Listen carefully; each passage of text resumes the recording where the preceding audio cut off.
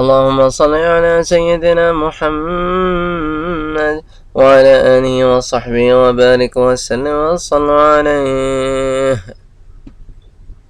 شیب ابی طالب میں سے نکلنے کے بعد اللہ کے رسول صلی اللہ علیہ وآلہ وسلم ان تمام لوگوں کے ساتھ مکہ مکرمہ واپس آئے، اور مکہ مکرمہ واپس آنے کے بعد آپ سے ایک عیسائیوں کا وفد ملنے آیا۔ یہ عیسائیوں کا وفد نجران کا رہنے والا تھا۔ سیرت النبی کے شروع کے حلقوں کے ریکارڈنگز میں ہم نجران کے لوگوں کا ذکر کر چکے ہیں کہ نجران میں عیسائیت کیسے پھیلی تھی۔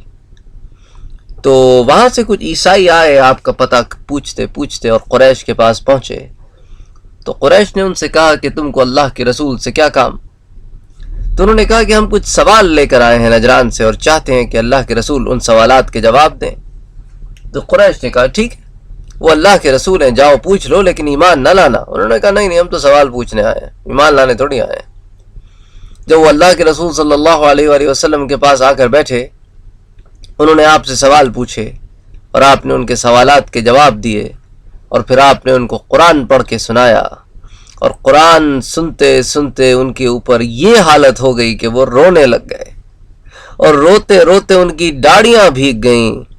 اور جب آپ صلی اللہ علیہ وآلہ وسلم قرآن پڑھ چکے تو وہ نجران کے لوگ کہنے لگے کہ اللہ کے رسول قرآن تو آپ پڑھ چکے ہیں، اب کلمہ بھی پڑھا دیجئے، اور وہ مسلمان ہو گئے۔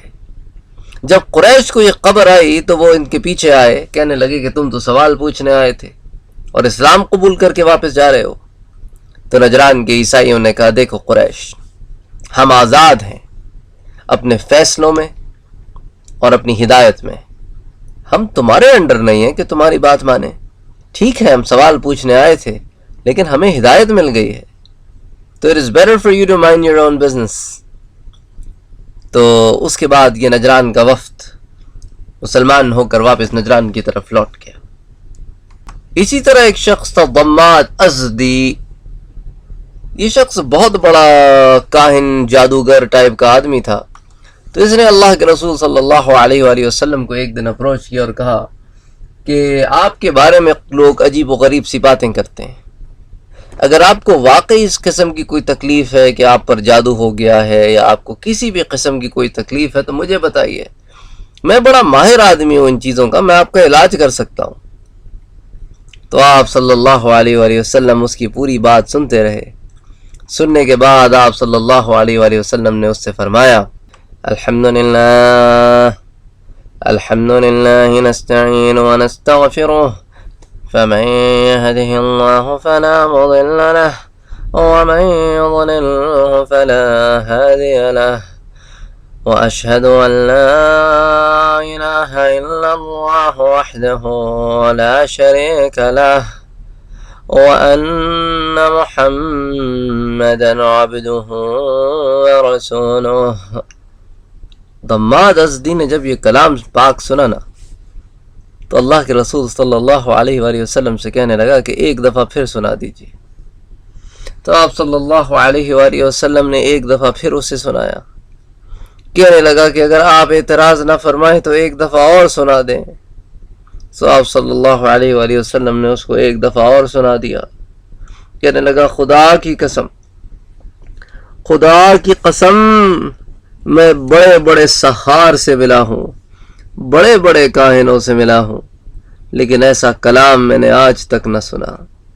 میں تو آپ کا علاج کرنے آیا تھا میرا مدنی، مجھے تو آپ کلمہ پڑھا دیجیے۔ آپ سچے رسول ہیں اللہ کے، یہ جھوٹ بولتے ہیں جو بولتے ہیں آپ کے معاملے میں۔ اور اس طرح یہ بھی مسلمان اور مشرف با اسلام ہو کے واپس لوٹا۔ پھر اس کے بعد اللہ کے نبی صلی اللہ علیہ وآلہ وسلم پہ وہ کڑا وقت آیا، وہ غم کا سال آیا جس دن آپ اپنے دو محسنین سے جدا ہو گئے۔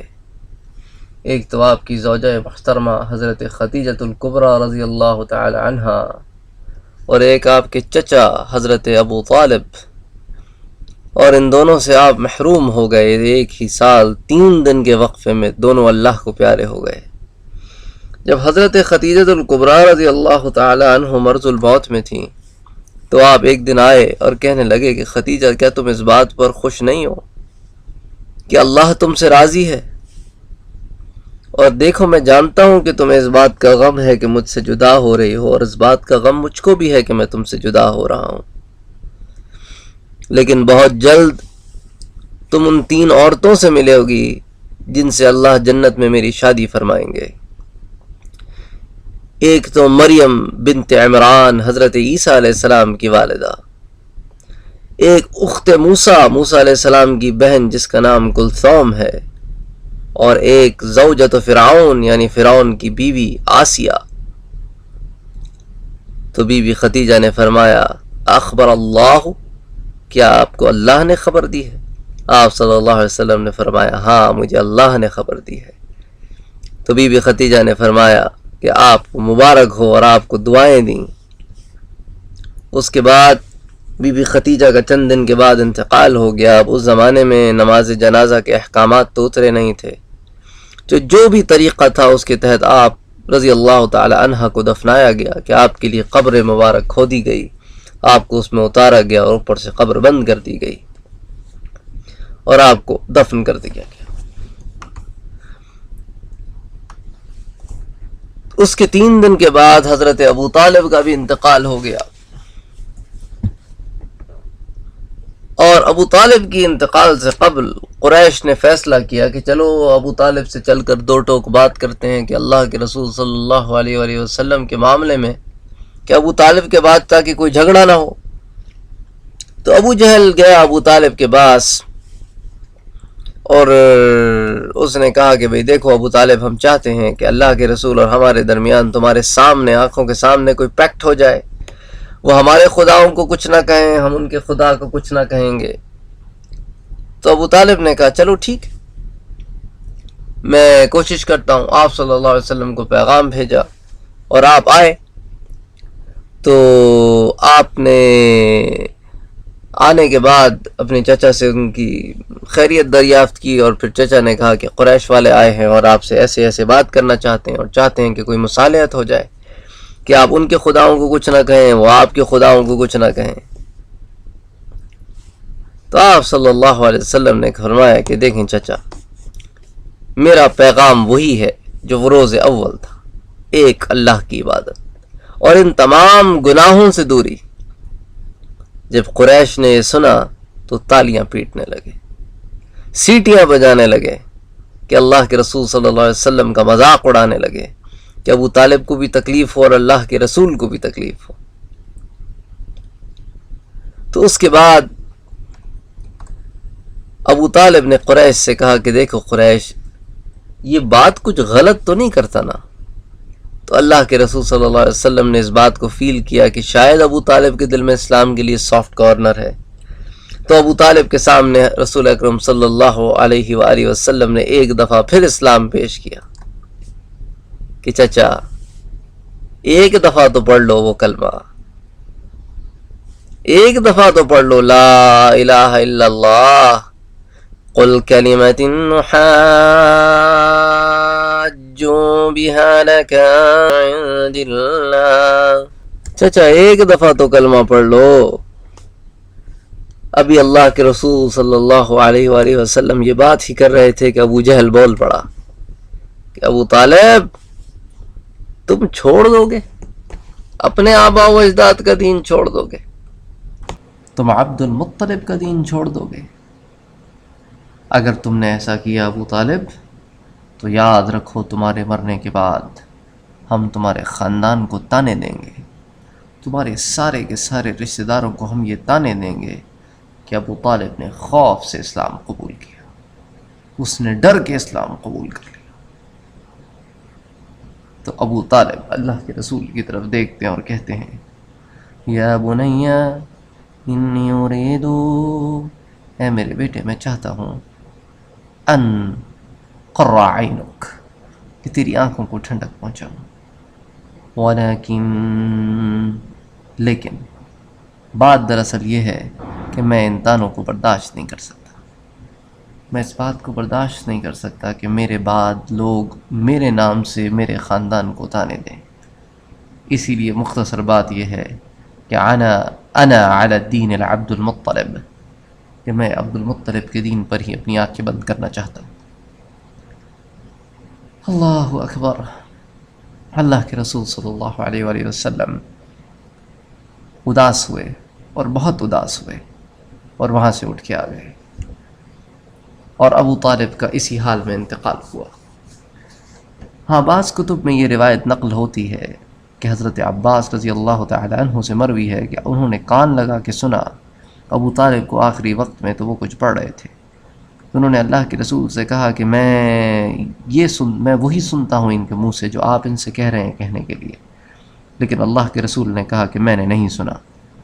اس بات کی تردید علماء جو ہے وہ ایک اور حدیث لا کے کرتے ہیں کہ جب حضرت عباس اسلام لے آئے تو انہوں نے اللہ کے رسول سے پوچھا کہ ابو طالب کو آپ کی مدد کرنے کا کیا صلہ ملا، وہ پھر بھی جہنم میں جائیں گے؟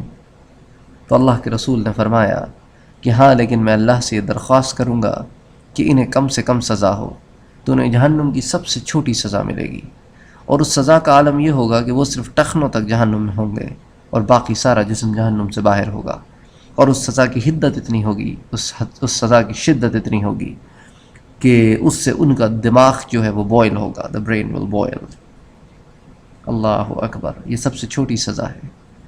اللہ ہمارے حال پر رحم کرے، اللہ ہم سب کو ہدایت دے، اور ہم سب کو اللہ بے حساب و کتاب ہی جنت میں ڈال دے اور جنت الفردوس میں جگہ عطا فرمائے، آمین ثم آمین۔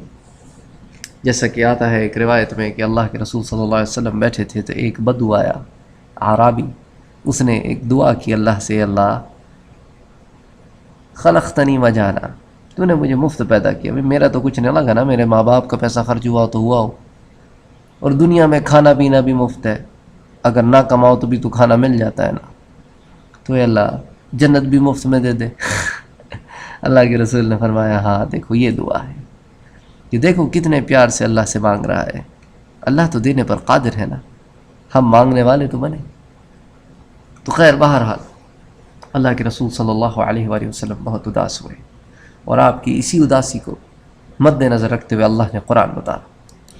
اللہ نے قرآن اتارا، إنك لا تهدي من أحببت ولكن الله يهدي من يشاء۔ میرا مدنی، یہ آپ کے ہاتھ میں نہیں ہے کہ جس کو آپ محبت کریں، جس کو آپ چاہیں اس کو ہدایت دے دیں، ہدایت دینا نہ دینا اللہ کے ہاتھ میں ہے۔ آپ کو تو ہم نے ان تک پیغام پہنچانے والا بنایا ہے، فذکر انما انت مذکر لست علیہم بمسیطر۔ آپ ان پر چوکیدار تو بنا کے نہیں بھیجے گئے کہ آپ نے ان سے اسلام دلوانا ہی دلوانا ہے، نہ اپنے دشمنوں سے نہ اپنے جان پہچان والوں سے۔ آپ کا پیغام، آپ کا کام صرف پیغام پہنچانا ہے، ان کو ہدایت دینا نہ دینا یہ ہمارے ہاتھ میں۔ اور جب مدنی زندگی آئی تو عام مسلمانوں کے لیے بھی اللہ نے سورہ توبہ کی آیت نازل فرمائی کہ ما کان للنبی والذین آمنوا ان یستغفروا للمشرکین، نبی اور ایمان والوں کے لیے جائز نہیں کہ وہ مشرکین کے لیے مغفرت کی دعائیں مانگیں، ولو کانوا اولی قربا، اگرچہ وہ ان کے قریبی رشتہ دار ہی کیوں نہ ہوں۔ تو پھر ایک جامع حکم آ گیا سورہ توبہ میں، اور ایک انفرادی حکم آیا، ایک انڈیویجول حکم آیا مکی زندگی میں کہ میرا مدنی ہدایت دینا آپ کے ہاتھ میں نہیں ہے۔ اور اسی بات کو اللہ نے سورہ کہف میں بھی ذکر کیا کہ فَلَعَلَّكَ بَاخِعٌ نَفْسَكَ عَلَىٰ آثَارِهِمْ إِن لَّمْ يُؤْمِنُوا بِهَٰذَا الْحَدِيثِ أَسَفًا۔ آپ اپنی جان پر کیوں بوجھ ڈالتے ہیں اس غم میں کہ ایمان نہیں لاتے؟ آپ غم نہ کریں میرا مدنی، آپ کا کام صرف پیغام پہنچا دینا ہے۔ فَذَكِّرْ إِنَّمَا أَنتَ مُذَكِّرٌ إِنَّكَ أَنتَ بَشِيرٌ وَنَذِيرٌ۔ بس اس کے بعد ہمارا کام ہے کہ ہم فیصلہ کریں اور ہدایت دیں۔ تو یہ عام الحزن تھا اللہ کے رسول صلی اللہ علیہ وآلہ وسلم کے لیے، اور ایک ایسا سال تھا کہ جس میں آپ صلی اللہ علیہ وآلہ وسلم سے آپ کے دو رفقا دور ہو گئے۔ اس کے بعد انشاءاللہ اگلی مجلس میں ہم اللہ کے رسول کے طائف کی طرف کے سفر کو ڈسکس کریں گے، اور ان مصائب کا ذکر کریں گے جن سے آپ کو گزرنا پڑا، اور پھر انشاءاللہ اس کے بعد پھر جنوں سے ملاقات، اور پھر انشاءاللہ اسراء و معراج۔ وما علينا إلا البلاغ. اللهم صل على سيدنا محمد.